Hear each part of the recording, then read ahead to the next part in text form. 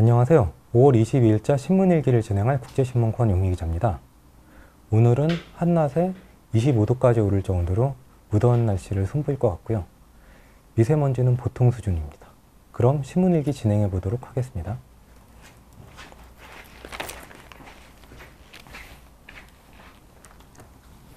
실종 선박 수색 중단이여 선원 입도 막아. 스텔라 데이지오 선사에서 소속 선박 안전 문제가 이제 내부에서 제기되자 선상 와이파이를 제한했다고 그러네요. 구체적으로 한번 기사 읽어보겠습니다. 21일 폴라리스 시핑에 따르면 최근 선장과 기관장을 제외한 선원의 와이파이 접속을 제한한다는 내용의 공문을 모든 선박에 보냈다고 합니다. 선상 와이파이라는 게 위성을 통해서 이루어지는 선원들이 가족, 친구와 간단한 안부를 주고받는 요긴한 수단이라고 그러네요.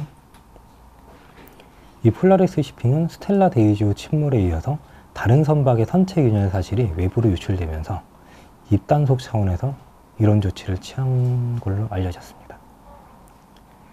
선사 쪽 얘기를 들어볼까요? 내부 자료가 외부로 계속 유출돼 불필요한 논란을 막기 위해 해상 선원의 와이파이 접근을 일시적으로 제한했다 라고 합니다. 전직 선장님 같은 경우는 폴라리스 시핑의 이 같은 태도에 대해서 이제 계속 지적을 해왔습니다. 선장은 편지에서 폴라리스 시핑은 거대한 몸통의 테니스공 크기의 뇌를 가진 공룡이다. 몸집을 불리는 데 급급해 내실을 다지지 못했고 리스크 관리에 취약하다 라고 했습니다. 사실 스텔라 데이지오 침몰 소식이 카카오톡 메시지를 통해서 선사에 전달이 됐거든요. 만약에 선박이 불의의 사고를 당해서 통신이 불가능한 상황에는 이 선상 와이파이라는 게 상당히 기묘한 안전수단이 됩니다. 그렇지만 이 선사 쪽에서는 불편한 정보가 나간다는 것을 이유로 이렇게 막았네요. 안전을 희생한 셈인데요. 기사에 나오지 않았지만 전직 선장은 편지를 통해서 이 폴라리스 시핑이 선원들을 일회용 나무젓가락처럼 대했다라고 합니다. 그냥 쓰고 버리는 존재처럼 대했다고 그러는 거죠. 참 안타까운 일입니다. 그럼 다음 기사 한번 읽어보도록 하겠습니다.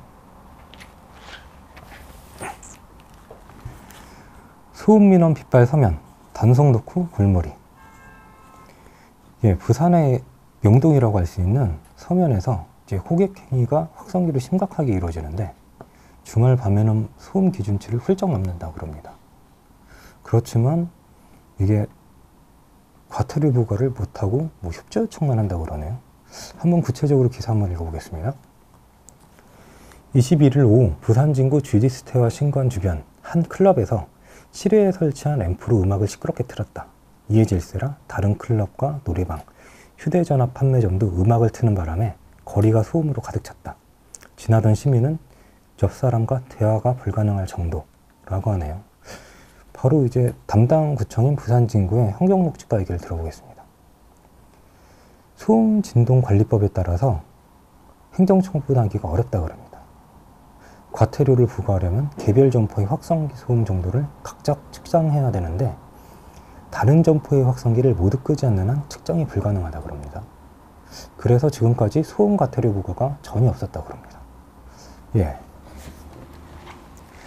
서면만이 아니라 부산의 도심, 특히 번화가 같은 경우에는 이런 문제로 불편을 겪으시는 시민들이 많을 거라고 생각을 해요.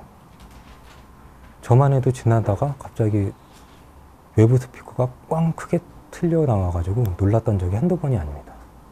그래서 한 번은 직접 취재를 해본 적도 있어요. 왜 이렇게 하느냐. 점포 내부에 들어온 손님도 아니고 지나는 손님들한테 확성기를 이렇게 크게 틀 필요가 있느냐 라고 물어봤죠. 그랬더니 요즘 워낙 경쟁이 어렵고 경쟁이 치열하다 보니까 이목을 끌어야 된다고 합니다. 그리고 각자 이어폰을 다 꽂고 다녀서 소리를 계속 키우다 보니까 이런 항의를 적지 않게 받는다고는 하네요. 예, 그 부산시에서 적지 않은 예산을 들여서 그 번화가에 미관 정비를 한다면서 간판 정리를 하잖아요. 그렇지만 이런 아이디어는 어떨까요? 외부 스피커 없고 확성기 없는 조용한 번화가. 그렇다면 손님들도 많이 왔다 갔다 할 것 같은데요. 돈이 많이 드는 일도 아니고요. 예, 지금까지 국제신문 권용희 기자였습니다. 고맙습니다.